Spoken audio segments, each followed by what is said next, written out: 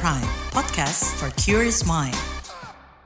Halo, selamat datang di Uang Bicara, menavigasi kamu supaya tetap cuan bareng saya Puri Anindita. Udah beberapa tahun belakangan, Indonesia ini punya predikat darurat judi online alias judol. Rayuan dopamine rush ini ketika kita ngejudol bikin banyak orang terjerat dan sulit ngelepas adiksinya. Waktu uang udah menipis, pinjol ini kelihatan jadi alternatif. Akhirnya masuk deh kita ke lingkaran toksik judol pinjol. Dan makin merugikan kehidupan gak cuma korbannya, tapi juga keluarga atau orang-orang terdekat di sekitarnya, terutama kesehatan mental. Nah, gimana sih psikolog bisa bantu keluarga, bisa bantu teman kita yang butuh dukungan? Cocok banget nih obrolan kali ini bersama psikolog Mbak Irma Gustiana, biasa disapa Mbak Ayang Irma. Ini adalah rekaman live Instagram Uang Bicara di hari Kamis 9 Januari kemarin. Dan untuk kamu yang ketinggalan dan pengen tahu perbincangannya seperti apa, langsung aja kita dengerin. Selamat datang di Uang Bicara.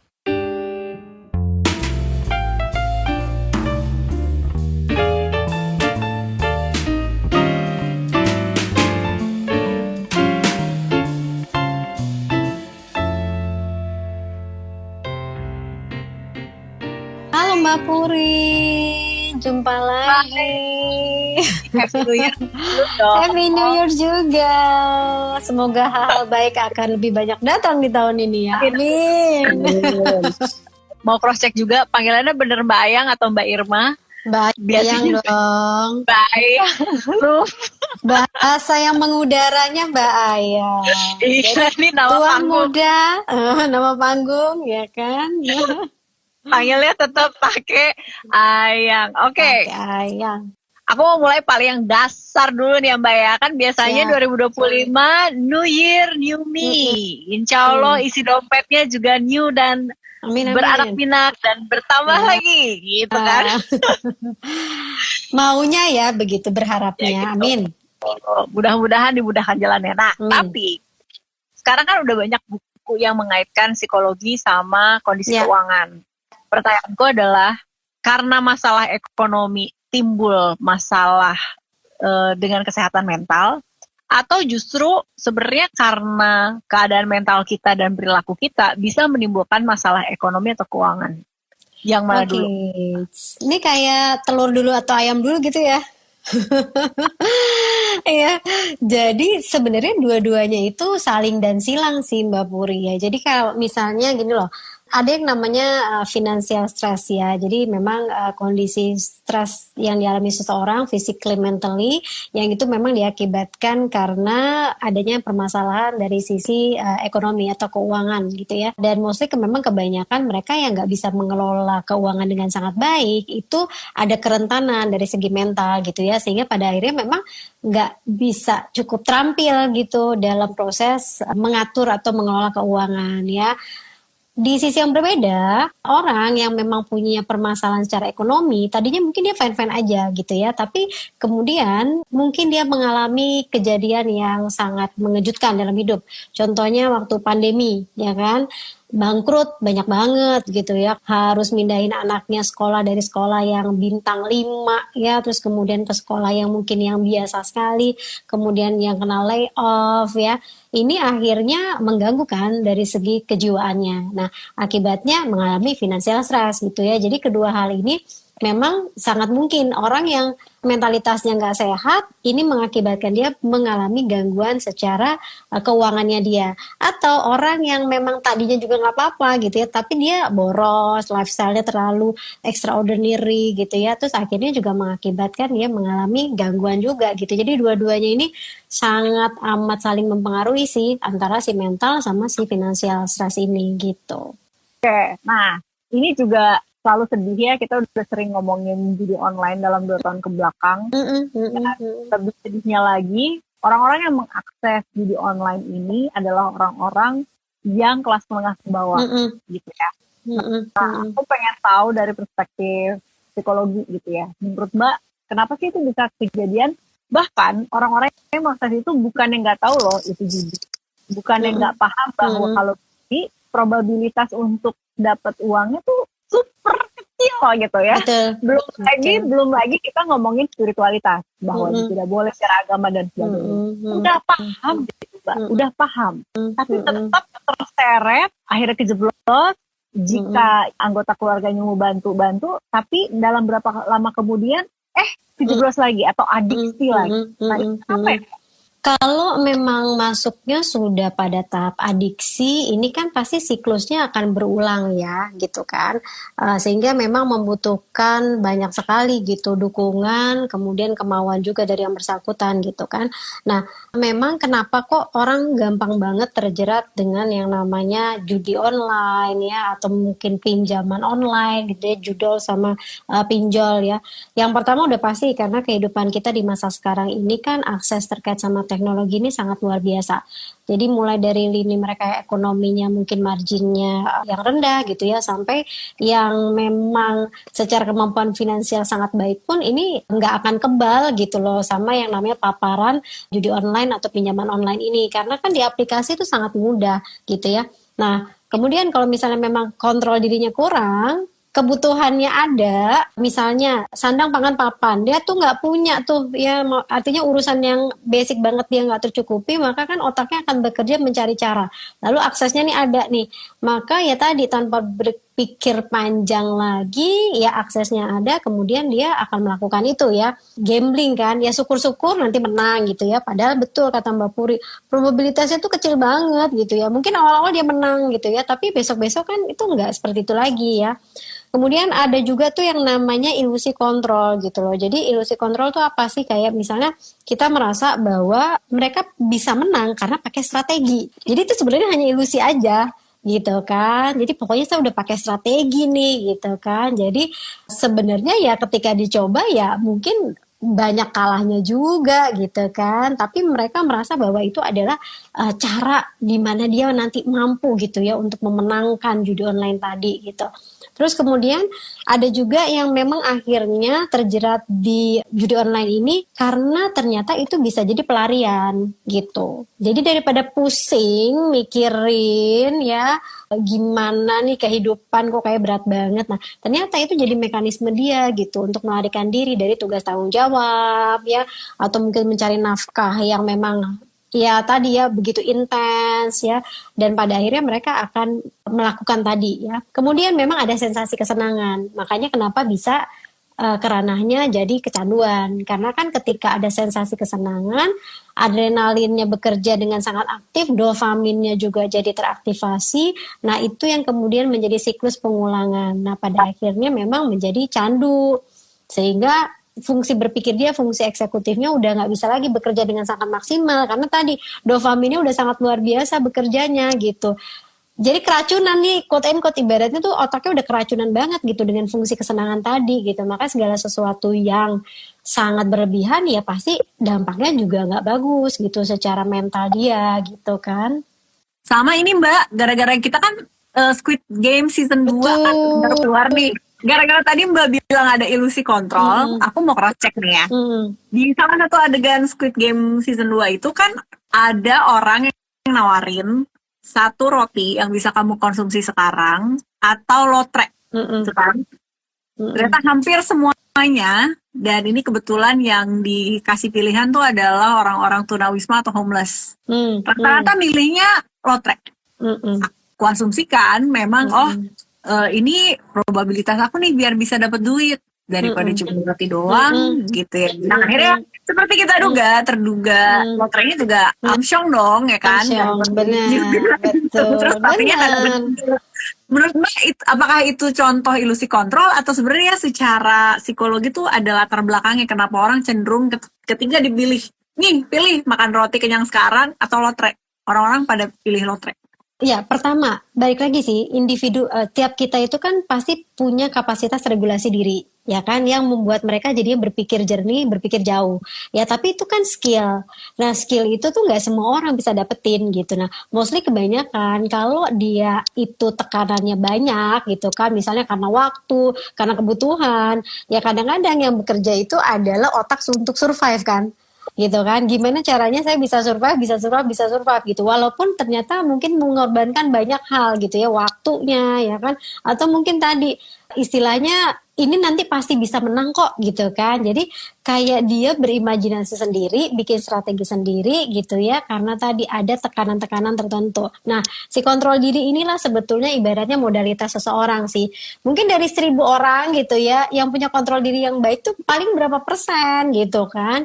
Dan itu kan mekanisme bertahan orang ya, dipengaruhi juga latar belakang dia, hidupnya di mana, diasuh bagaimana, pengalaman hidupnya seperti apa, pendidikannya bagaimana, kemudian riwayat-riwayat yang lain, akhirnya mempengaruhi orang.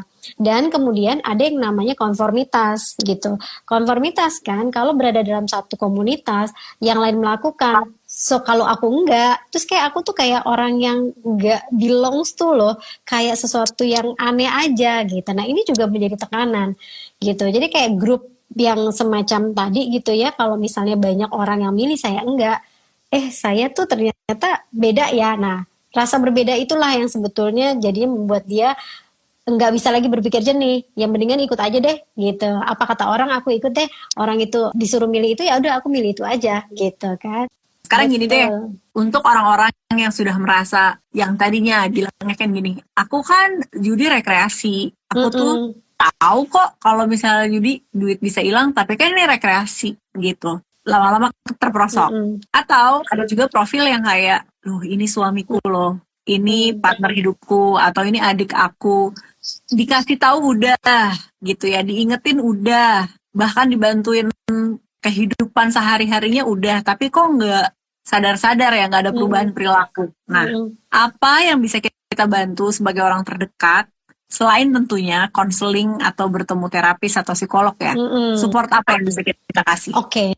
Jadi sebenarnya ketika kita mau bantu yang bersangkutan ini yang memang sedang terjerat yang namanya judi online atau pinjol dan sebagainya itu gitu ya, kan yang penting individunya dulu ya, dia mau nggak sih ada komitmen untuk berubah gitu. Karena kalau misalnya kita nih support sosialnya itu mendukung ya kan, ayo dong gitu ya, menasehati, kemudian tadi memberikan pinjaman atau membuka jalan dia untuk mendapatkan pekerjaan baru, carikan dia jaringan koneksi, tapi yang bersangkutan itu di kepalanya masih dengan pola pikir atau mindset tentang perjudian, maka itu agak susah gitu. Karena biasanya mereka yang memang sudah pada candu itu memang impulsivitasnya tuh sangat tinggi banget gitu. Maka yang harus dibenerin kan sebenarnya kemauan berubah dan menekan impulsivitasnya kan gitu. Karena kalau enggak, ya dia akan balik lagi gitu kepada siklus yang sama gitu kan.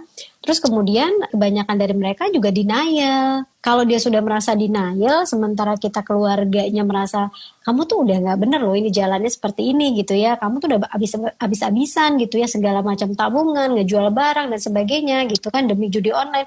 Tapi kalau dianya sendiri nggak bisa dan nggak mau gitu ya untuk merubah jalan hidupnya, maka agak sulit gitu. Jadi mau nggak mau orang-orang yang di dekat dia yang membantu yang bersangkutan ini ya kadang-kadang udah pada sampai tahap ya cukup gitu ya. Jadi sudah kasih nasihat tanpa menghakimi ya, kemudian membukakan pikirannya dia, mengkorelasikan dengan keagamaan, spiritual, lalu berhubungan juga dengan kesehatan fisik. Karena kan rata-rata kalau judi online mungkin dia malam-malam tuh ya kan main kan, pasti jadi kurang tidur tuh biasanya kan.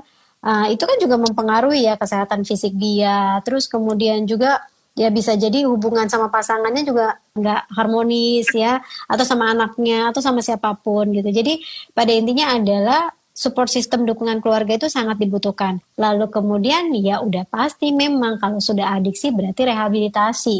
Dan yang bersangkutan itu harus willing, harus mau, harus open. Karena kalau enggak dia akan terjebak dalam siklus kecanduannya terhadap judi online. Bahkan bisa ke kecanduan-kecanduan yang lain gitu.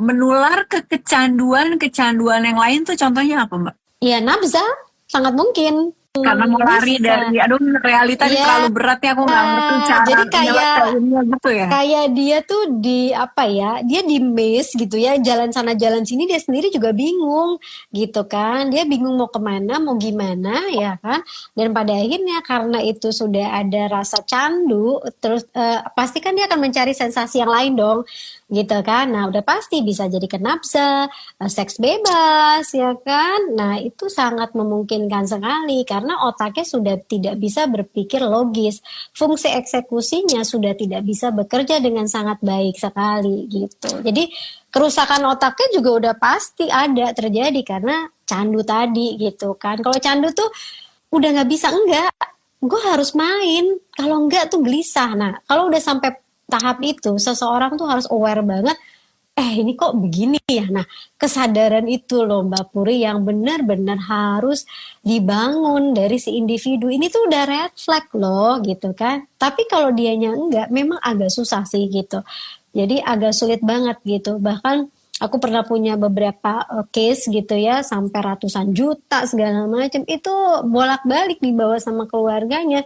Tapi yang bersangkutan tetap melakukan gitu. Jadi ya itu perubahannya nggak bisa sama sekali karena yang bersangkutannya juga tidak ada kesadaran gitu untuk merubah diri.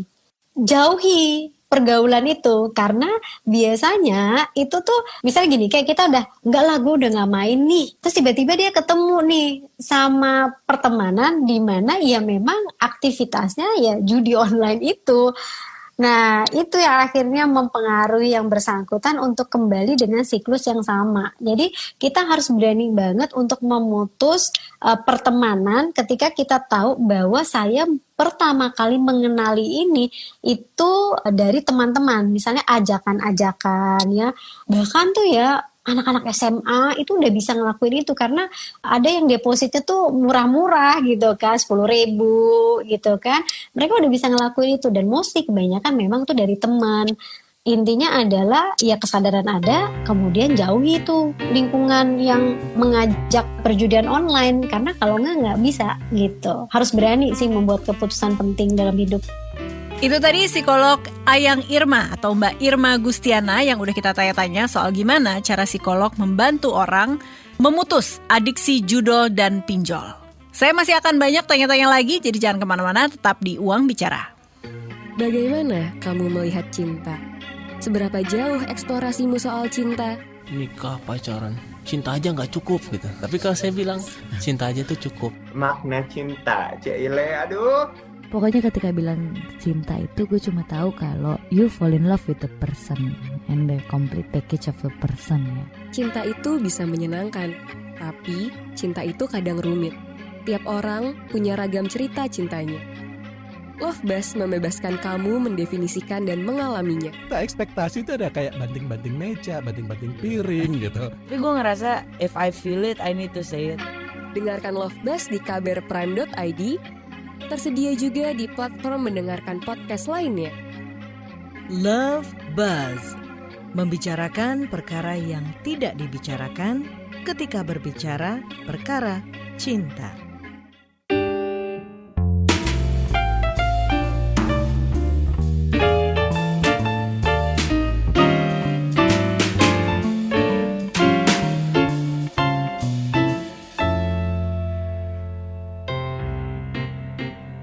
Kamu masih dengerin Uang Bicara, menavigasi kamu supaya tetap cuan bareng saya Puri Anindita.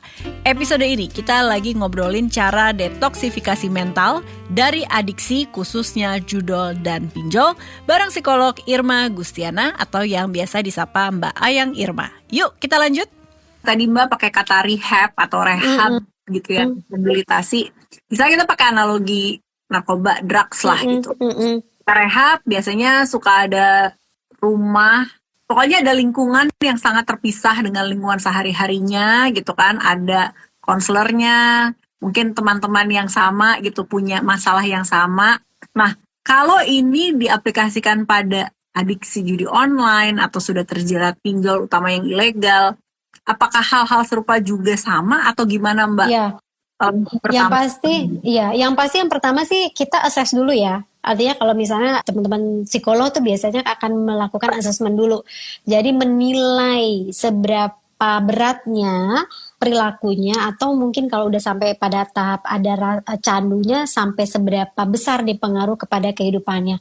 Kan kita juga perlu cek ya latar belakangnya apa sih gitu. Karena mungkin saja latar belakangnya itu memang ekonomi gitu. Jadi dia kayak udah nggak tahu nih cari duit yang baik dan benar serta halal tuh dari mana gitu kan. Jadi satu-satunya jalan yang terakses yang sangat mudah ya dari situ.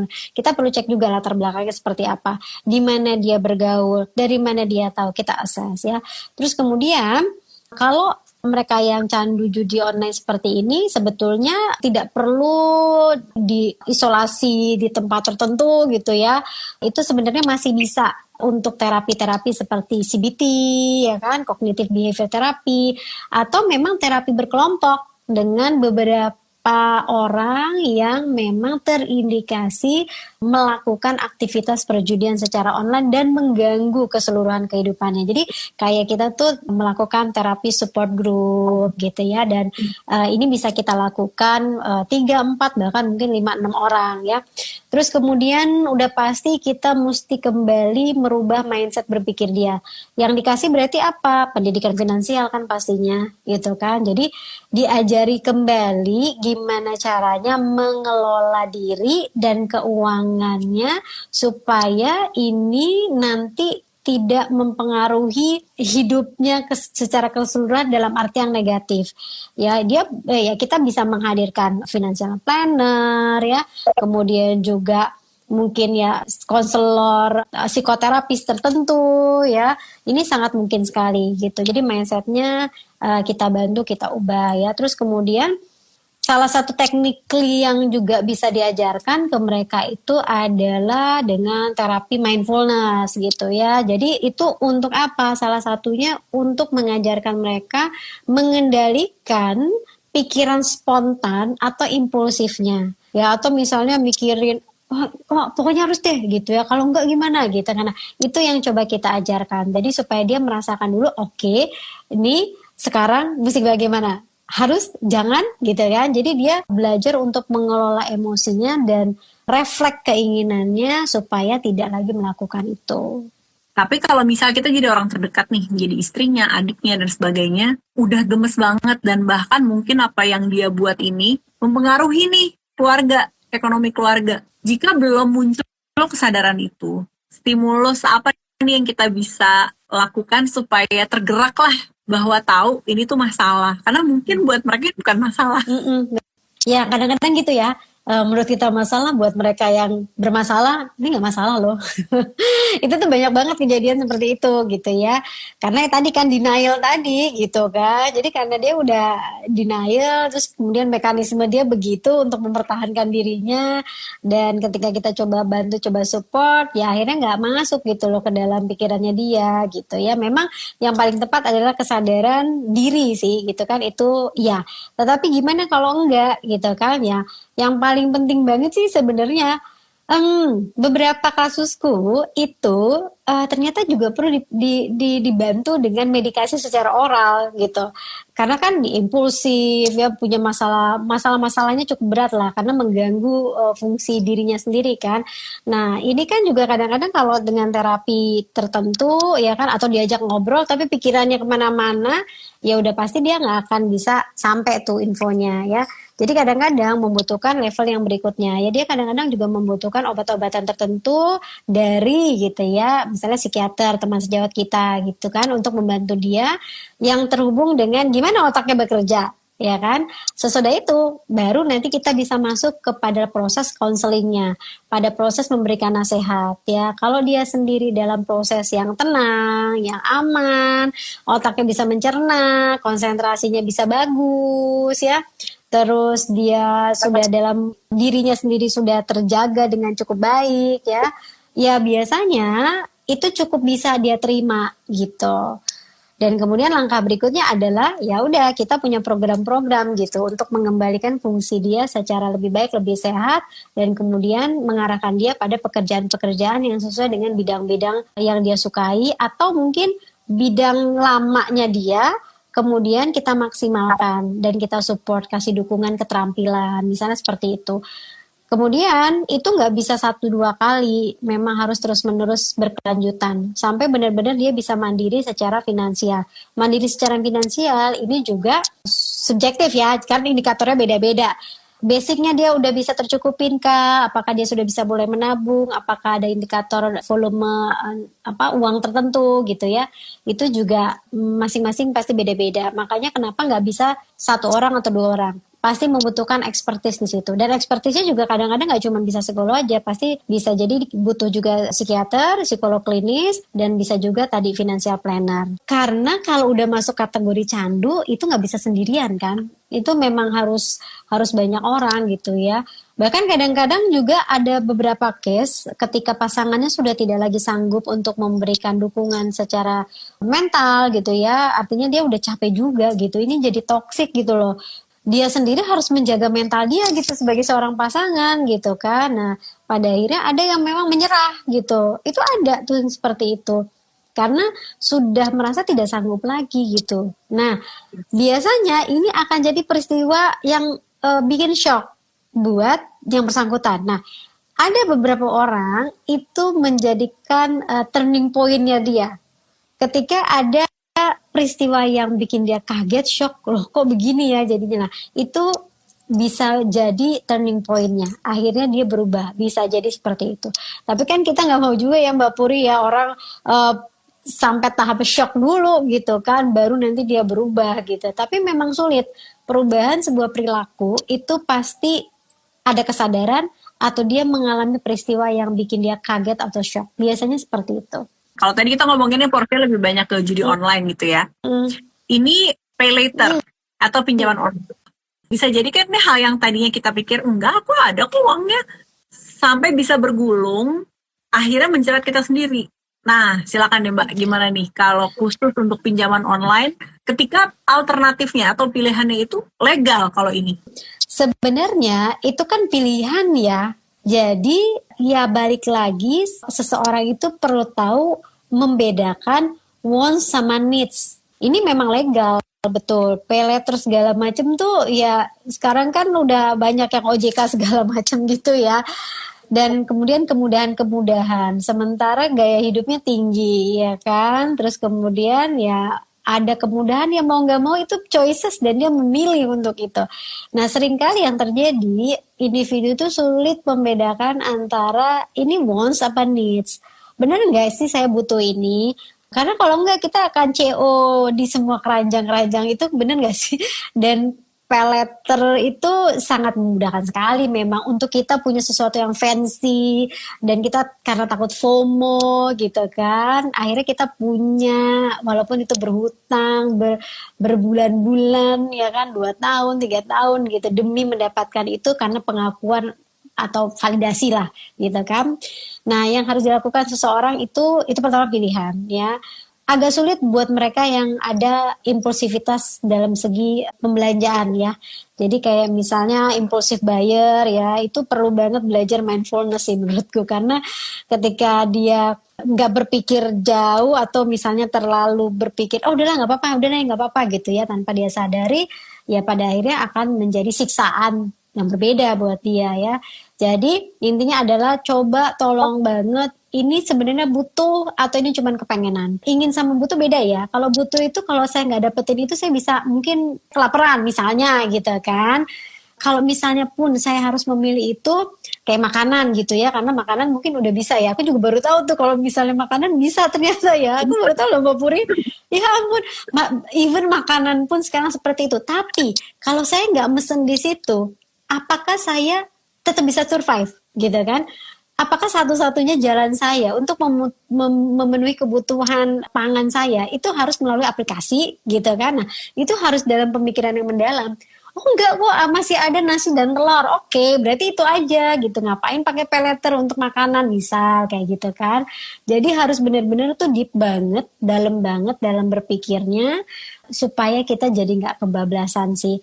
Oke, kalau misalnya secara finansial dukungannya bagus, tapi kalau kita tahu bahwa kita sendiri tuh banyak sekali tanggungan, banyak sekali hutang, terus kita tetap nyoba itu, udah pasti nanti siklusnya akan menjerat kita. Dan udah berapa banyak ya Mbak Puri tahu berita-berita, karena Mbak Puri juga jurnalis gitu kan, banyak sekali yang pada akhirnya mengakhiri kehidupan karena tadi kan pinjol itu. Karena apa itu jeratnya tuh seperti itu gitu. Nah, sekarang aku mau pakai topik yang berbeda ya, Mbak. Maksudnya 2025 ini kan kalau kita misalnya suka datang ke seminar-seminar, talk show yang ngomongin ini ekonomi global ya, nggak cuma Indonesia aja bakal kayak apa sih, itu pasti rata-rata kayak banyak turbulensi, banyak ketidakpastian, terus mungkin Mbak juga familiar ya sekarang-sekarang ini banyak startup yang tutup atau kayak efisiensi, habis itu banyak layoff dan sebagainya.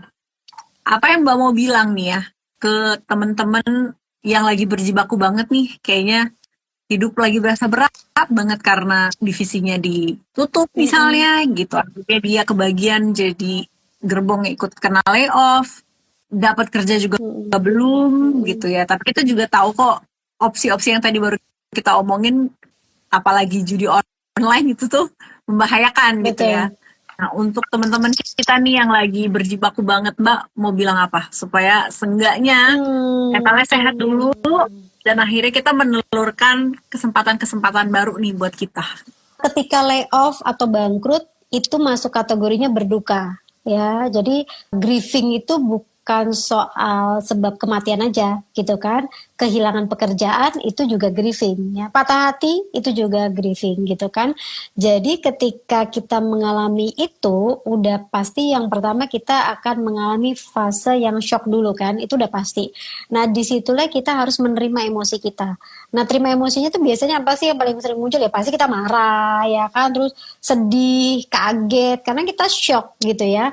Oh bisa ya gitu kan, padahal kayaknya udah begini dan begini dan begini gitu ya. Jadi dia mencoba merasionalisasi itu, tapi ternyata tetap aja gitu ya kena layoff atau bangkrut gitu ya startup yang sedang dia bangun. Yang harus dilakukan memang perlu untuk menerima emosi apapun yang sedang dia rasakan, karena itu cara memproses diri yang baik. Jadi jangan enggak, gue nggak sedih, gue nggak kenapa-napa kok, biarin aja gitu ya. Ya udah gue bangkit lagi. Dia bilang dia bangkit lagi, tapi sebenarnya mungkin dalam hatinya dia menderita gitu ya. Karena apa, dia nggak memproses itu, dia langsung naik kepada proses udah nggak apa-apa gitu ya. Jadi nggak masalah, terima dulu aja emosi yang kita rasakan. Ketika kita bisa terima emosi itu, kita jadi lebih memanusiakan diri sendiri gitu. Bahwa it's okay kalau menemukan kegagalan, nggak apa-apa gitu ya. Dan itu membuat kita jauh lebih menghargai diri sendiri. Kemudian yang kedua, memang harus setelah kita terima, terus what next kan, gitu kan? Nih ngapain nih ke depannya? Ya udah small step aja dulu gitu ya. Apa nih yang bisa kita lakuin lagi? Ya udah deh, sekarang kan di rumah aja. Kira-kira apa ya? Oke, mungkin masak kali ya atau apa gitu ya. Sehingga yang harus dilakukan adalah miliki keterampilan baru gitu. Atau keterampilan lama dia diasah kembali. Atau ya udah cari keterampilan baru. Misalnya Mbak kan bayar mahal kalau kursus, ya udah kan banyak yang gratisan di YouTube misalnya. Belajar aja dari situ gitu ya, mau public speaking kayak mau MC atau bikin makanan-makanan yang sederhana gitu. Jadi jangan nggak ngapa-ngapain gitu. Jadi jangan berbuka tapi berbulan-bulan mengisolasi diri, malu ketemu orang. Nah, itu justru akan membuat kita jauh lebih menderita. Ya, jadi kalau udah what next, keterampilan baru apa? Kemudian cari lagi koneksinya. Kita pokoknya tuh database medsos ya kan, terus kemudian handphone, semua kontak gitu ya. Kita bisa lihat nih clustering lagi. Oh, yang ini tuh aku kenalannya di sini, yang ini di sini. Itu gunanya kita punya networking. Ya, jadi bukan cuman sekedar oke, kita follow-followan, tapi habis itu apa ya? Gitu. Tapi kalau itu bisa kita manfaatkan, sebenarnya itu bisa jadi jaring pengaman kita untuk bisa cari mungkin pekerjaan baru ya kan, tapi di pekerjaan baru juga jangan langsung wah nggak bisa nih, gajinya nggak sesuai, kan gue tuh lulusan ini itu enggak. Sekarang tuh modenya mode bertahan gitu ya. Kalau mode bertahan, yang ada dulu aja di depan mata gitu, opportunity-nya diambil dulu gitu, sambil nanti kita cek lagi nih jaringan kita yang lain gitu kan ya, mudah-mudahan nyangkut lagi gitu. Kemudian membangun kesadaran tentang optimisme ya, harapan gitu. Kenapa harapan harus dibangun gitu kan? Itu penting banget. Itu membuat kita jadi optimis. Walaupun benar banget di depan itu, kenapa sih manusia gampang banget stres? Karena hidup ini nggak bisa diperkirakan kan, Mbak Puri. Kita nggak pernah tahu tuh di depan, kita udah planning, tapi di depan tuh masih abu-abu gitu kan.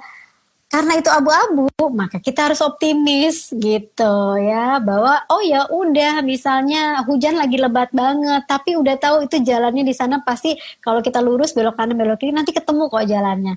Walaupun mungkin gelap-gelapan gitu ya, itu optimisme itu akhirnya ada terang gitu ya, kayak hatinya aja jadi terang, pikirannya juga jadi terang gitu kan. Dan itu yang pada akhirnya membuat orang-orang itu bisa punya resilient. Jadi walaupun jatuh berdarah-darah gitu kan, dia udah tahu nih bangkitnya gimana gitu kan. Dan nanti kalaupun dia mengalami peristiwa yang mirip nih Mbak Puri, dia tahu gimana caranya berdamai kembali, memulai sesuatu yang baru. Dia belajar lagi dari kesalahan yang kemarin. Jadi intinya begitu sih buat teman-teman yang mungkin saat ini sedang diuji kesabarannya, keikhlasannya, karena bangkrut, karena layoff ya, karena macam-macam gitu. Baru aja kita ngobrol sama psikolog Irma Gustiana atau Mbak Ayang Irma, dan mudah-mudahan episode ini bisa bikin kita refleksi diri, kita juga punya semangat lagi, dan kita juga bisa jadi support system orang terdekat yang mungkin saat ini terjerat judol, pinjol, dan ingin detox. Nah, kalau teman Uang Bicara punya kritik, saran, atau justru masukan ide topik nih, masih di koridor keuangan dan literasi finansial yang pengen banget dibahas, ditunggu banget ya emailnya di podcast@kbrprime.id dengan subjek email Uang Bicara. Saya, Puri Anindita pamit, dengerin terus Uang Bicara, menavigasi kamu supaya tetap cuan setiap Kamis di KBR Prime, Spotify, Noise, dan platform mendengarkan podcast lainnya. Bye for now!